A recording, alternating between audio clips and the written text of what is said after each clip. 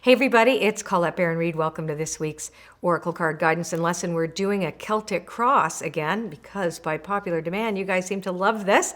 And I am using this week the Wisdom of the Oracle deck. And I'm going to use the Celtic Cross a little differently than, there's many ways of doing it. So I'm going to show you the last 4 cards are really going to be events. So we're going to take a look at what's going on for us this week. This is really like an energy report, slightly predictive, but mostly prescriptive. So how do we stay in alignment with our highest good? And that's what the cards are going to tell us.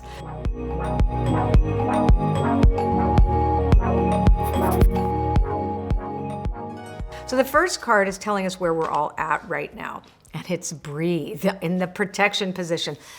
So you're not totally relaxed yet. There's a sense of a lack of trust, and we have to remember that temporary conditions are not what we're supposed to be looking at to tell us where we are in the world. It's really our relationship to our higher power. So as long as we keep our relationship to our higher power, our primary relationship, then we can relax, and when I say relax, be in a place of trust, and then we breathe deeply and remind ourselves that we don't know everything that's going on around us, and we don't know what the plans of the universe are either, but we can stay present and act in total faith and trust. This next card crosses us. Either it's going to help us or it's going to be an obstacle. There you go. This is really beautiful. A message in a bottle is the card that relates to receiving a message from Spirit. And this card here says that we may find ourselves disconnected from our faith. So it's a renewal of faith. Then we can hear what the universe has in store for us. We're much more open to those intuitive nudges and the inspiration that is kind of calling to us right now, so as we're looking towards creating a better world in spite of temporary conditions that are slightly thwarting those things. Now, this is beautiful. At the foundation of everything is knowing your motives and knowing your why. So why do you feel like you have no faith? I know that when I look at this combination, I think, well, it may be because I'm looking at the outer world. I'm looking at the news to tell me if I'm okay or not. Or I'm looking at, information that's being given to me to decide whether or not that I feel safe in that. And that is the opposite of what we're meant to be doing. It's reminding ourselves that the invisible world is where all the action is first, and that we have to realize that whatever it is external to us, that's not where we orient ourselves. So when we ask, why am I feeling like this? Then we can say, oh, am I connected to Spirit or am I disconnected? So you're either plugged in or unplugged. Or in my book, Uncharted, I talk about spiritual narcolepsy, where we fall asleep at the wheel, right? I'm like, I'm feeling so good. And then, oh my God, everything is so bad. So this reminds us, like, why? Ask yourself the why. Like, what's the point? Am I someone else? Am I dealing with past triggers, or am I really present in the present moment awareness when I'm practicing my faith? Now, here's what's informing us that we've already been through: higher power. Like, you can't make these cards up. We know that we have higher power. We have this connection to the conscious universe. It's inherent. We're part of nature. We are nature. We are part of this universe. That we shine on behalf of the divine. We are here as divine emissaries. No matter what's going on in your life, you have divine purpose. And we have forgotten that a little bit. So this is reminding us, oh, wait a sec, I know how this conscious contact actually feels. So prayer, meditation, the types of practical spirituality, the things that you do for your practical spirituality that you can continue to do. Maybe you've forgotten to meditate, maybe you've forgotten to go for a walk. So important that you bring your practice back online. This is so the highest. So never-ending story. We want to stay out of the story that says that we're victims. Now, we all are experiencing something globally right now that no one could have imagined a year ago. Well, actually, we started a year ago, so we're still in it. We're in round 2.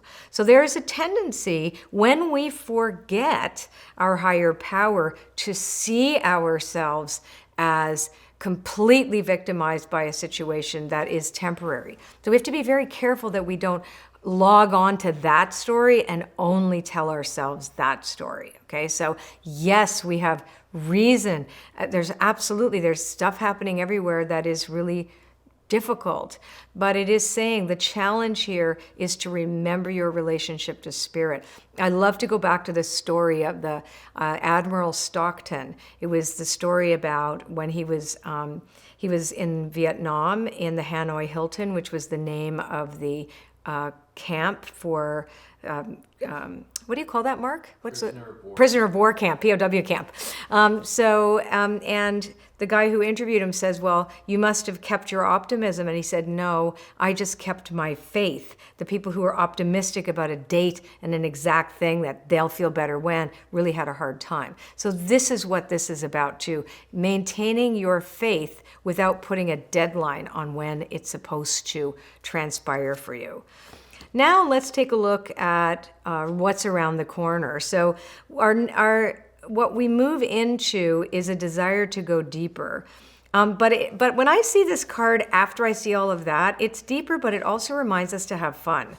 So there's a sense that maybe we are so deep that we need a little bit levity here too. So the superficial, sparkly stuff might actually be helpful for a minute. It's like watching a comedy show or something to kind of get your head out of the, oh, I want a quick fix sort of thing, and realize that we're in it for the long haul. Okay, but it does also say too that that you might want to take a deeper look, and because this is mirroring this card, you have a relationship between the higher power and all that glitters. So you want to stay really connected to your higher power, and you don't want to take life so seriously, even though it is serious. So the Chaos and Conflict card, and I'm going to do the 4 cards here. They're all in. 2 are in protection. Oh, this is great. We land in serendipity. Okay, so chaos and conflict is in the protection position, and I love this card when it's there because it says stuff's happening anyway. You can dive into whatever it is that, that's important to you because you're in the eye of the storm instead of being thrown around by the storm. So that's a really good place to be. The chop wood card in the protection position may mean also that that you're trying to do too many things. It's possible, or you might find yourself realizing that what you used to do isn't what you get to do right now. So it is about being really mindful of your doingness. Like, are you scrambling right now? And it's saying really like slow down and pick one thing, but get really, really bite-sized in 24 hours. This is a week where we're going to need some levity. We're going to need some better focus for our energy, and we really need to tune into our higher power and sort of disconnect ourselves from the stories that keep telling us that it's all bad, when there's so much more going on than just that. Now, time to go. It is about leaving behind the thinking, the groups, the way you're feeling. Could be online, could be that you're no longer connected to certain members of your family temporarily. There's a lot of division going on. So this is a move towards serendipity. So this is, I think, about cleaning up our lives. And again, it's just temporary. Getting really safe again within your skin, like feeling like you can land and recognize that your spiritual principles and your spiritual path should be your priority this week, and everything else needs to take second seat.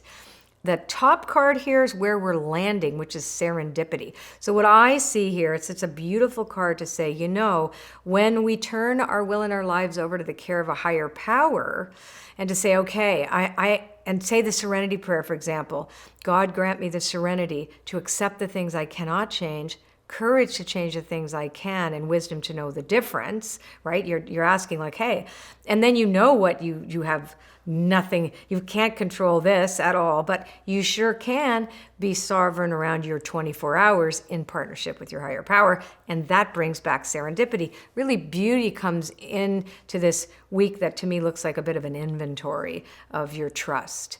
It has eroded for so many of us, but at the same time, this is where you don't want to give up. This is a week where you want to reconnect to your higher power and find whatever spiritual practice that works for you, double up on it. All right, I'll see you next time. Take care. Hey everybody, subscribe to my channel, right, Tinkerbell? Just smash that button and you'll see a little bell come up. That'll tell you that you will get a notification whenever we have one of these awesome videos up for the week. Lots to talk about, right?